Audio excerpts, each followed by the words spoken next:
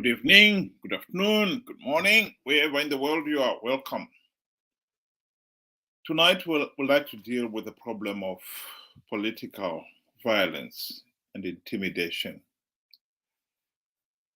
This is a problem that some of us have said again and again is not going to go away.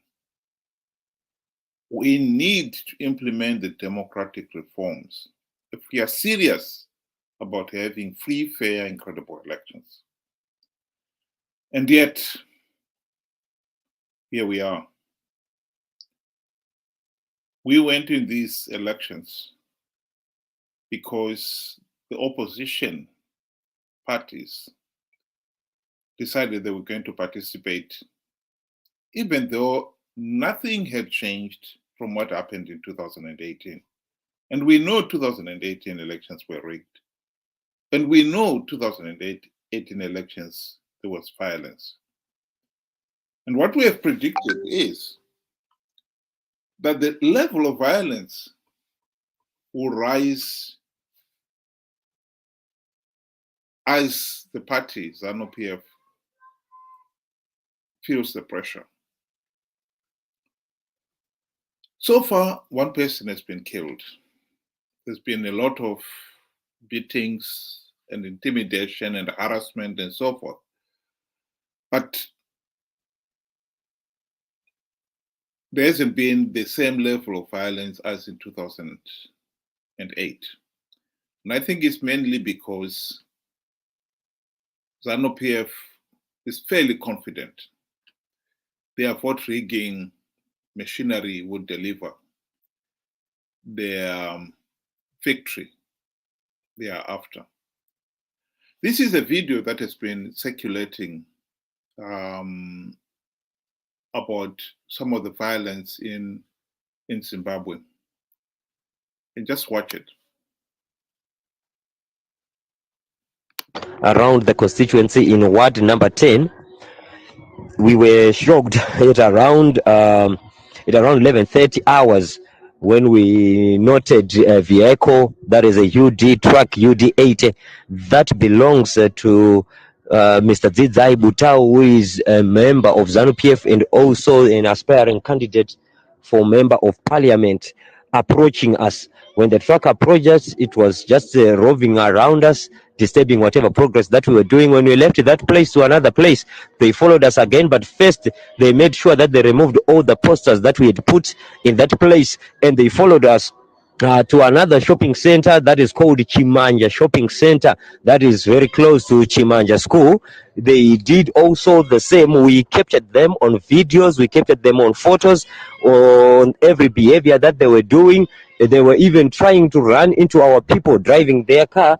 They were chanting slogans. They were saying, "We want to kill you. We've been sent that everyone who comes this side must be killed because this side belongs to Zanu PF and it belongs to Butau." We noted that the councillor of Ward 10, who is called Tendai Ndeke, was in that vehicle and is the one who was controlling the events. We also noted the Zanu PF secretary, the district secretary of Zanu PF, who is called Bernard Mboti. He was also in that vehicle, seated in the front seat.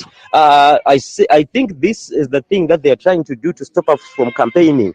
They want to stop us from campaigning. They don't want to see us in the constituency. Just imagine when they remove every poster that we put around. What are they expecting us to do? They were even carrying weapons. If you check on the videos that we have, you will see weapons that they have, that they were lifting up.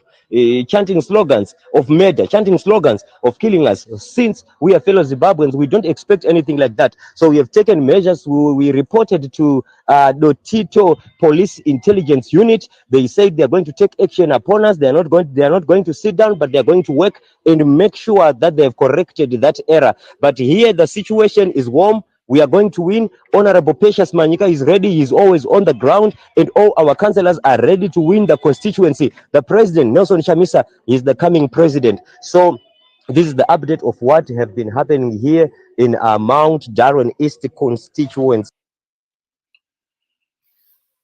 There we have it.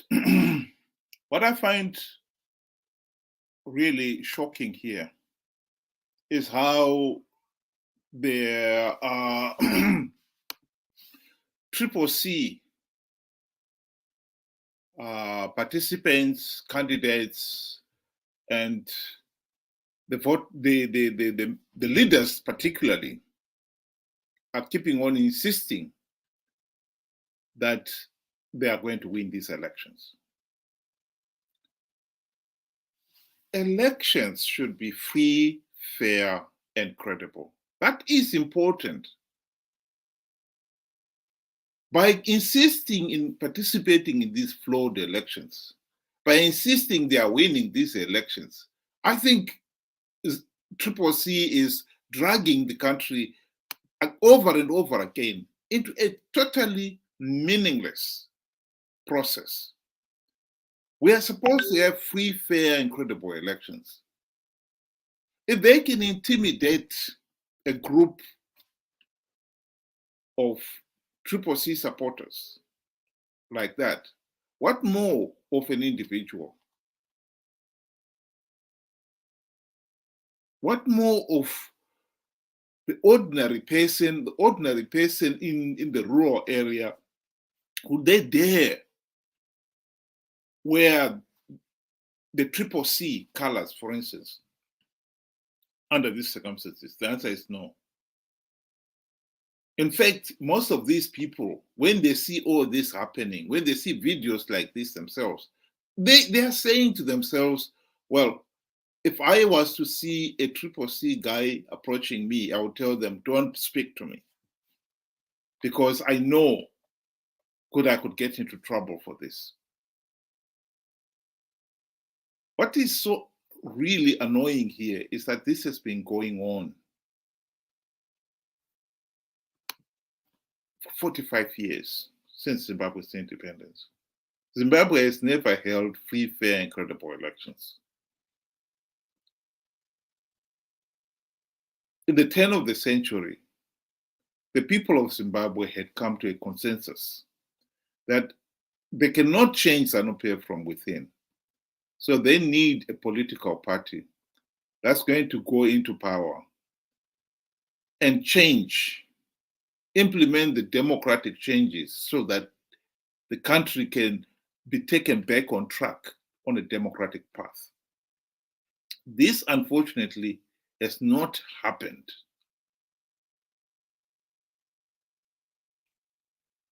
People have voted for MDC leaders these last 23 years, and yet not even one token democratic change has been implemented by the MDC leaders, including the 5 years when they were in the GNU, when they had the golden opportunity to implement those reforms. Not even a token reform was implemented. Worse still, it is MDC/Triple C who are insisting on participating in these elections without reforms. I think that point must be made very clear. During the GNU, credit where credit is due, SADC did their best to persuade MDC leaders to implement reforms. Throughout the GNU, yes. Some of the MDC leaders, like Samuel Spepa Mongomo, have admitted that they were people like Minister Lindiwe Zulu from South Africa, who did apply pressure on them to implement reforms during the GNU, but they failed to get even one token reform implemented. Towards the end of the GNU, when SADC leaders realized that no meaningful reforms had been implemented, they called a special SADC meeting in Maputo, Mozambique, in June 2018, in which they told all the Zanu PF parties, including Zanu PF, Robert Mugabe and his leaders, that the elections should be postponed to allow for reforms to be implemented. Alas, Nothing was done. They even told Morgan Tsvangirai and his fellow MDC leaders to their faces that if you guys go into these elections, you lose because the elections are done. But Morgan Tsvangirai and company ignored them. They went into the 2013 elections and the elections were rigged. We can't keep repeating the same mistake over and over again. This level of intimidation is real. These elections should really be completely written off on the evidence so far accumulated. The level of intimidation, the level of vote rigging tactics, the level of mismanagement of the whole process. This election can never be judged free, fair, and credible. So why are we going through the whole process? In fact, more notably, why have we allowed ourselves to go into the same process again? This has happened so many times. Since the GNU, it happened in 2013, then it happened again in 2018, and now it's happening again. The truth of the matter is, as long as CCC leaders have a chance to win some of the seats, that is all they care about. David Coulthard was absolutely right with his analysis when he analyzed the situation after the 2013. He openly admitted that the whole electoral process was so flawed, so illegal, that the only logical step was to withdraw. And he go on to admit that that would have compelled SADC to hold Zanu PF to account. Because let's not forget here that at that point, SADC was still the guarantor of the 2008 global political agreement that gave rise to the GNU. So if the opposition had listened to SADC's advice in the Maputo SADC meeting and told them, do not participate in these elections without reforms, I think it is clear that if Zanu PF decided they were going to go ahead with the elections, which Zanu PF, of course, was keen to do, SADC, as the guarantor of the global political agreement, would have been compelled to deny Zanu PF legitimacy. Let's not forget here that it was SADC's refusal to endorse the 2008 elections that forced Mugabe to go into the GNU in the first place. So in this particular case, SADC would have done the same thing again. But of course, as we know, Morgan Tsvangirai and his MDC friends decided no, they were going to participate. In an interview with one of the local journalists in Zimbabwe, Tawanda Majoni, the late Morgan Tsvangirai actually admitted that in 2013, they were so cocksure they were going to win those elections. That mentality has not ended at all. CCC are participating in these elections because they are cocksure Nelson Chamisa is going to be the president. They are going to win these elections. The truth of the matter is, while the ordinary MDC members are naive enough to believe that. The leaders themselves do not.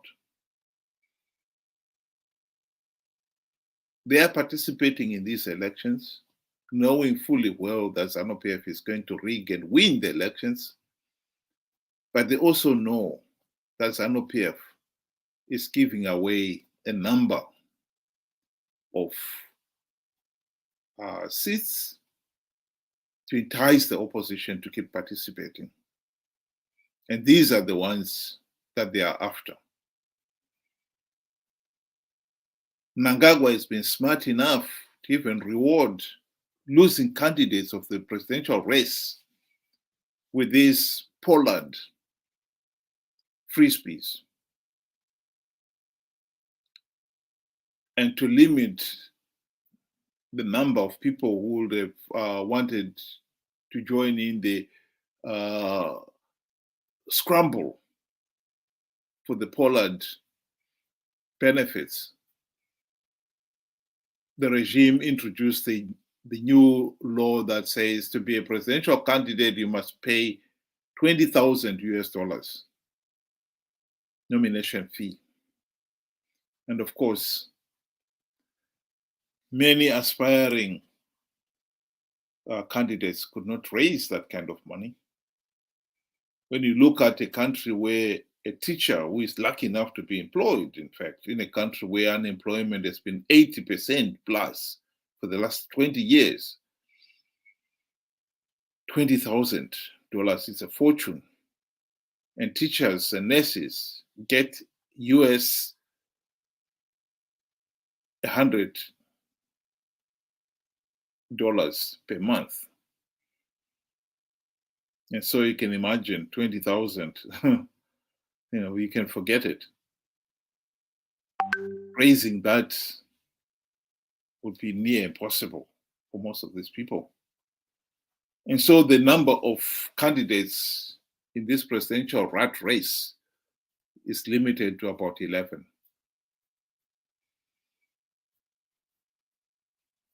This election should be written off. But of course, it is not for the election observers to write them off. The opposition decided to participate in these elections, knowing fully well that without reforms, Zanu PF will rig these elections. Without reforms, the violence will never stop. In the video, the person narrating was saying that they reported to the police the intimidation and the tearing down of posters and so forth.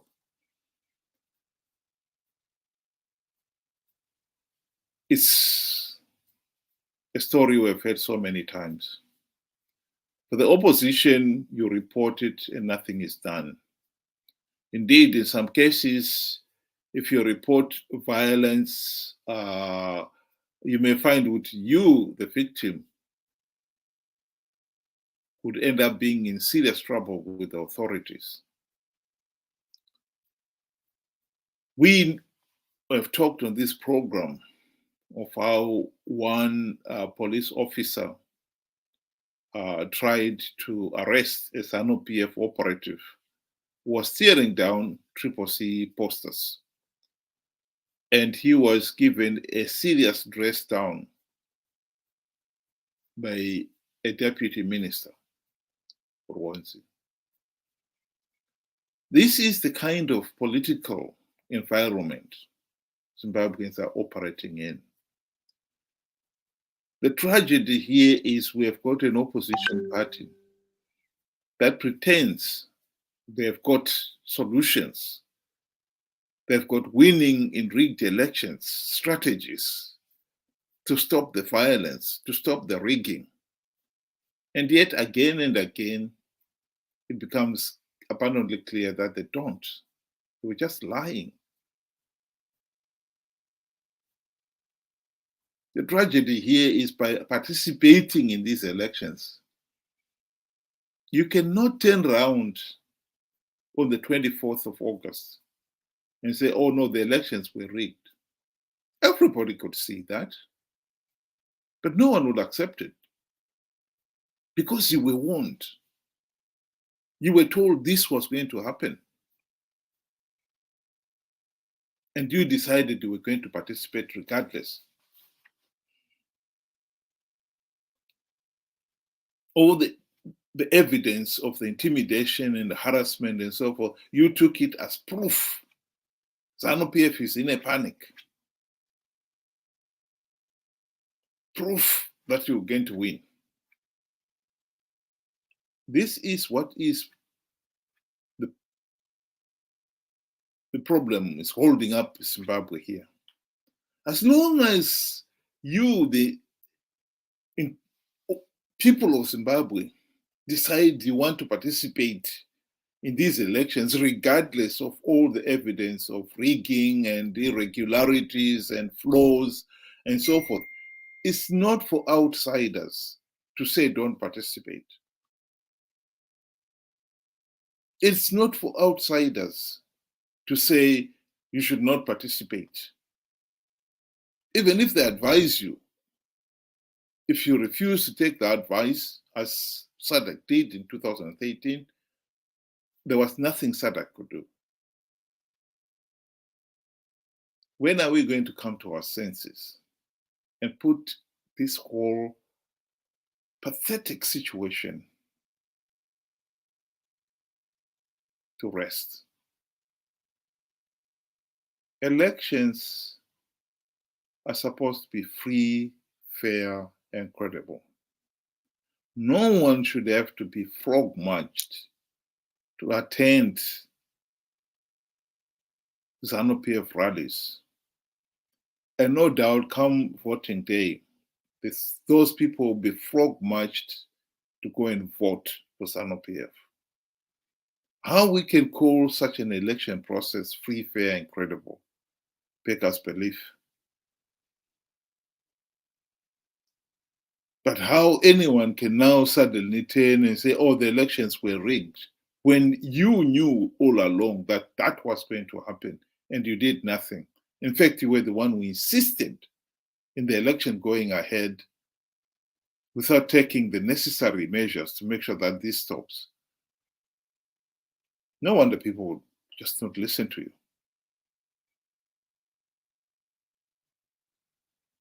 Zanu PF is rigging these elections. This is a fact. In fact, somebody said that if these elections were free, fair, and credible, Zanu PF will lose these elections. Mnangagwa will lose these elections to a donkey. That's how desperate the people of Zimbabwe are for change.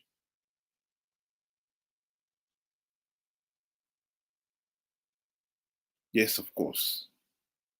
Nelson Chamisa is far much better than a donkey. There's no doubt about that. So if the elections were free, fair, and credible, of course Nelson Chamisa will win. People are that desperate for change. They will not be looking at what is it Chamisa is offering. They're that desperate for change. But what does it mean if he loses the elections? Well, it will mean, and he has lost many elections. He lost 2018. He was the leader of the opposition, MDC Alliance then. He lost it. He lost it because Zanu PF rigged the elections. Pure and simple. So the question then is, why haven't we done something to stop the rigging? Why do we keep on participating in an election process that is flawed? That is the question one has got to answer. It is insane. Of course it is insane. I think the people of Zimbabwe deserve better. They deserve free, fair, and credible elections to have a meaningful say in the governance of the country. And I think it is really annoying that the people stopping them doing that is Zanu PF in the first place, but ably assisted by the opposition, who do not care that the elections are rigged, who do not care about the intimidation. All they care about is the few gravy train seats that Zanu PF is offering, and or the Pollard free speech on offer. I think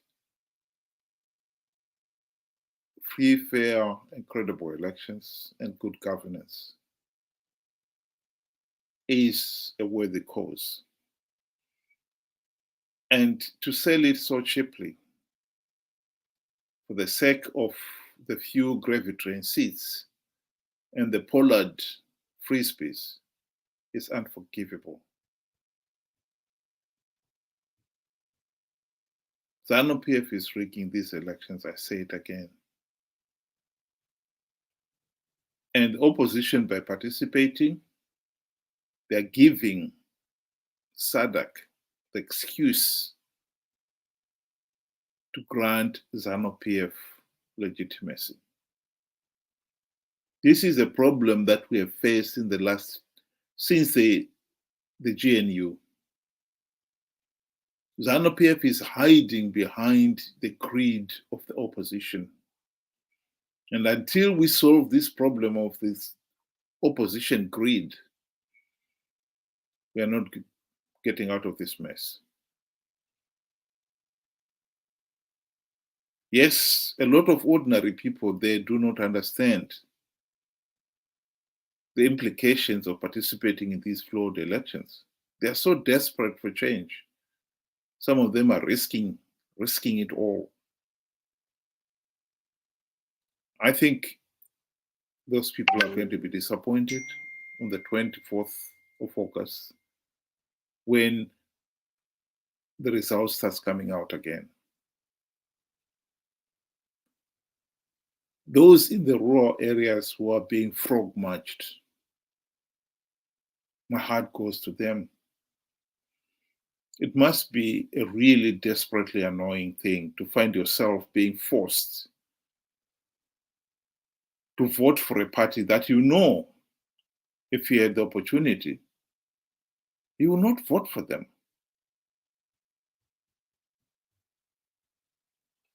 And then they have to face the prospects of another 5 years of this regime. It is tragic that we find ourselves in this situation